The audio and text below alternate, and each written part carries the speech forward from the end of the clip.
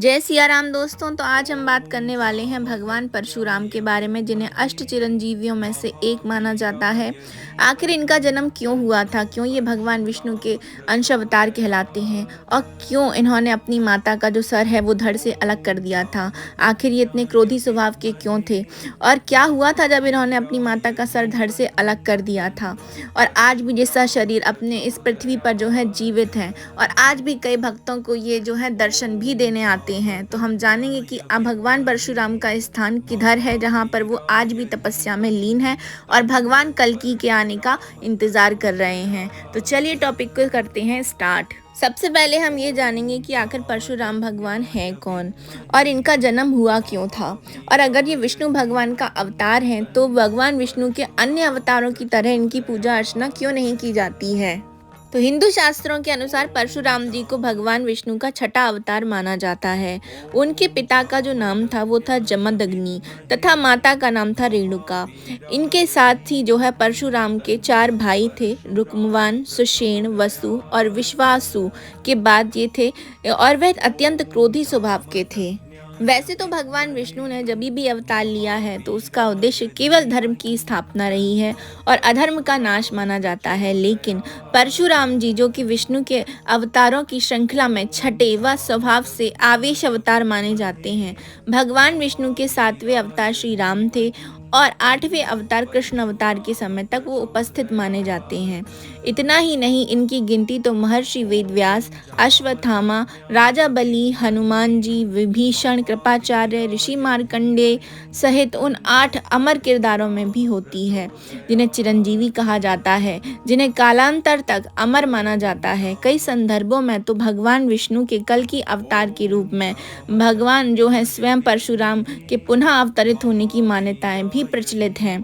दरअसल भगवान परशुराम जी श्री हरि यानी विष्णु ही नहीं बल्कि भगवान शिव और विष्णु भगवान के संयुक्त अवतार माने जाते हैं। शिव से उन्होंने संहार लिया और भगवान विष्णु से उन्होंने पालक के गुण प्राप्त किए।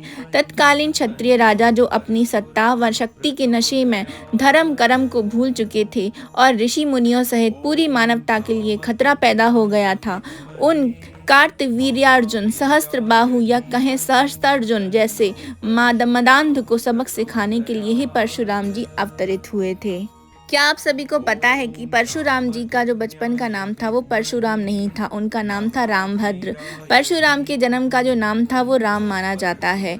तो कुछ रामभद्र इन्हें भार्गव, भृगुपति, जमदग्नि, भृगुवंशी आदि नामों से भी इनको जाना जाता है। मान्यता है कि पापियों के संहार के लिए इन्होंने भगवान शिव की कड़ी तपस्या करी थी और उनसे युद्ध कला में निपुणता के गुण भी जो है वरदान रूप में पाए थे।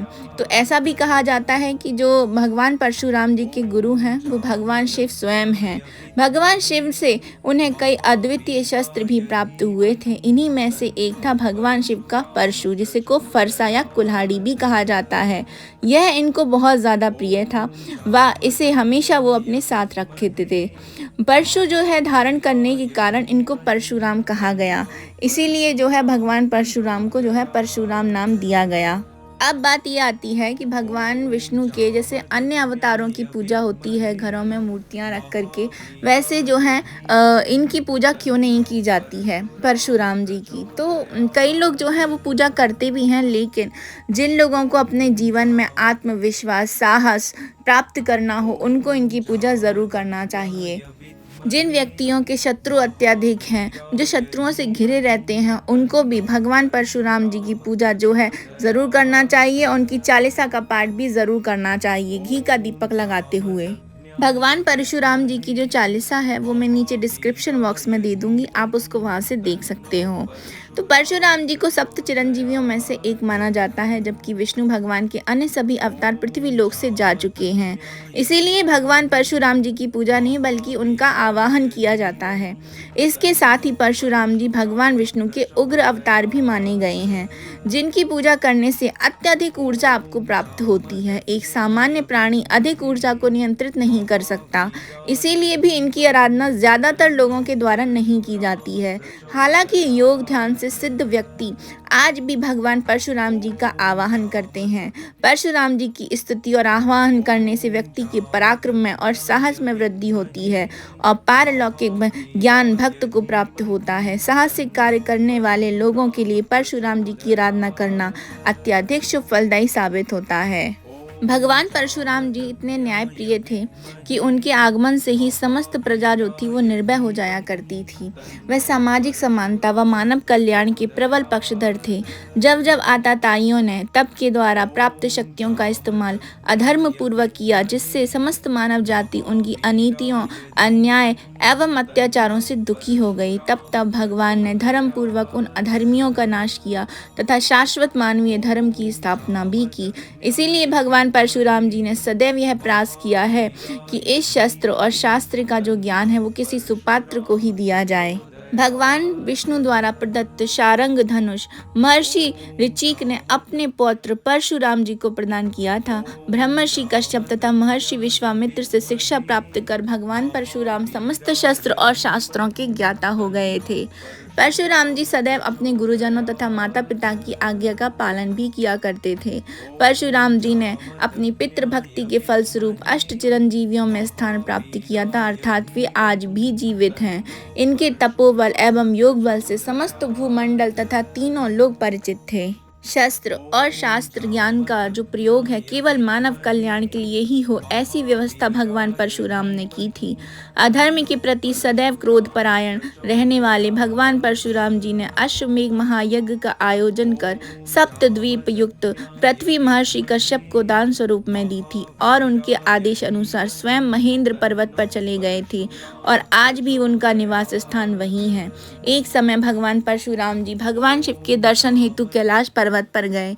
वहां पार्वती नंदन गणेश जी ने जब मार्ग रोक लिया उनका, तो दोनों में युद्ध हुआ, जिससे भगवान गणेश जी का एक दांत टूट गया, जिससे वे एक दंत भी कहलाए। भगवान परशुराम जी ने वैदिक सनातन संस्कृति रक्षार्थ हर युग में अपनी सार्थकता सिद्ध की है। त्रेता युग में मर्यादा पुरुषोत्तम भगवान श्री राम को मिथिलापुरी पहुंचकर अपने संशय के निवारण उपरांत उन्हें वैष्णव धनुष प्रदान किया तथा उज्जैन में सांदीपनी ऋषि के आश्रम पधार कर वहां शिक्षा प्राप्त कर रहे साक्षात परम ब्रह्म श्री कृष्ण को सुदर्शन चक्र प्रदान किया था।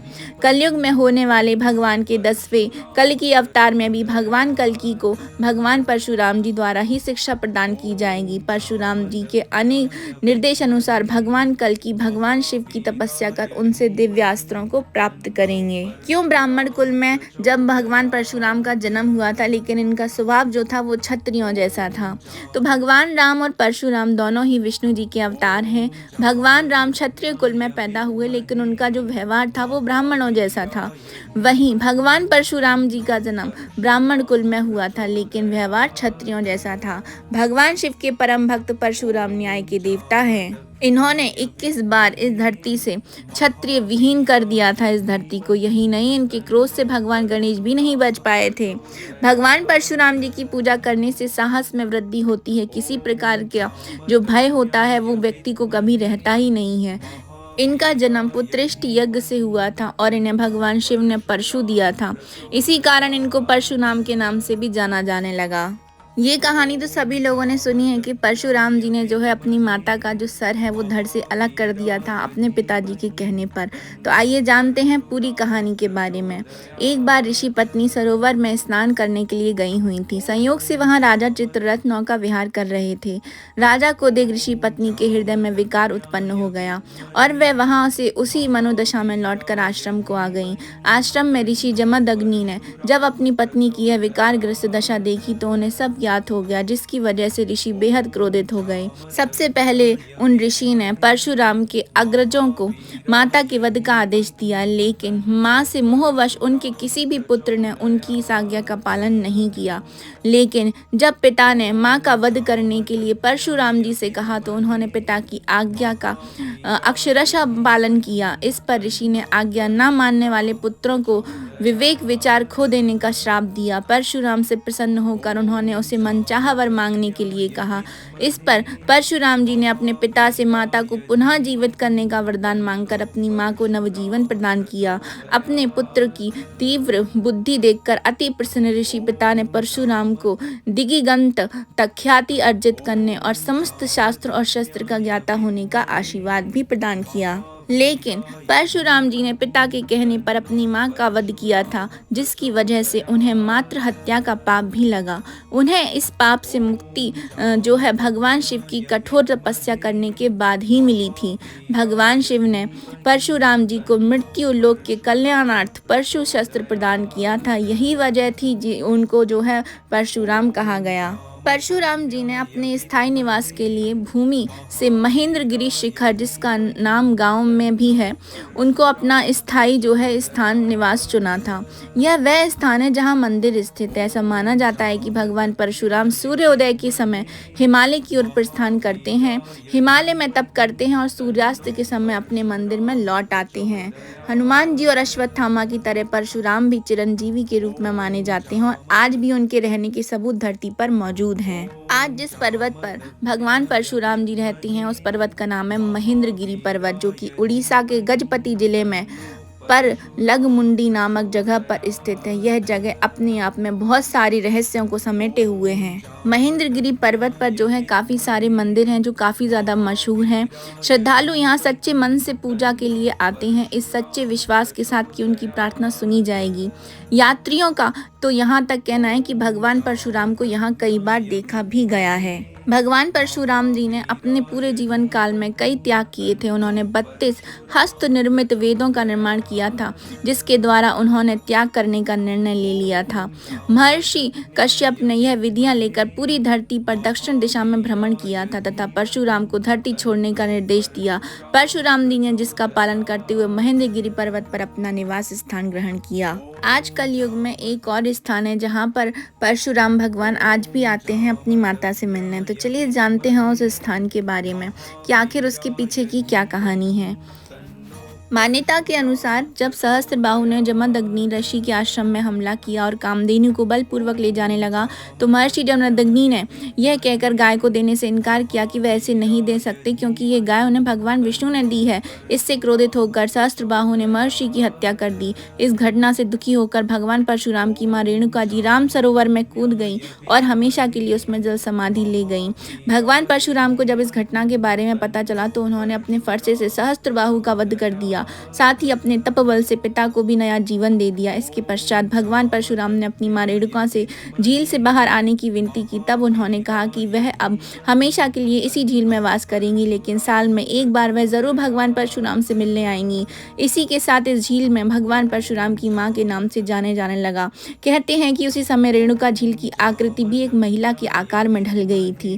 कार्तिक मास की शुक्ल पक्ष की दशमी से लेकर पूर्णिमा तक यहाँ 5 दिन का मेला लगता है। मान्यता है कि इस दौरान भगवान परशुराम अपनी मां रेणुका जी से मिलने के लिए आते हैं। इसके लिए यहाँ मेले में विशाल शोभा यात्रा निकाली जाती है। झील के पवित्र पानी में लाखों श्रद्धालु स्नान करते हैं। हर वर्ष यहाँ मेला लगाया जाता है। उसमें माता पुत्र के लंबे जीवन की कामना भी की जाती है। मान्यता है कि भगवान परशुराम का जो जन्म है वो वैशाख शुक्ल तृतीया के दिन रात्रि के प्रथम पहर में हुआ था। परशुराम जी के जन्म समय को सतयुग और त्रेता का संधि काल भी माना जाता है।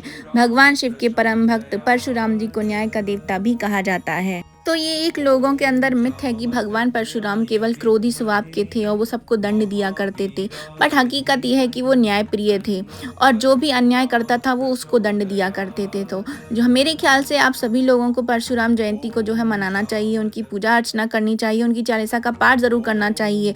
स्पेशली ऐसे लोगों को जो लोग शत्रुओं से घिरे रहते हैं, उन लोगों को, जिन लोगों को आत्मविश्वास में कमी लगती है, साहस में कमी लगती है, उन लोगों को भी जो है परशुराम भगवान की पूजा अर्चना ज़रूर से करना चाहिए। तो ये थी मेरी छोटी सी जानकारी भगवान परशुराम के बारे में। आप सबको कैसी लगी है कमेंट बॉक्स में ज़रूर से बताइएगा।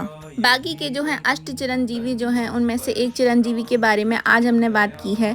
आगे भी हम इसकी चर्चा जो है जारी रखेंगे अपने नेक्स्ट वीडियो में। तो अभी मैं आपसे सबसे लेती हूँ विदा। मिलेंगे नेक्स्ट इन्फॉर्मेशन के साथ। अभी के लिए जय जय सिया राम।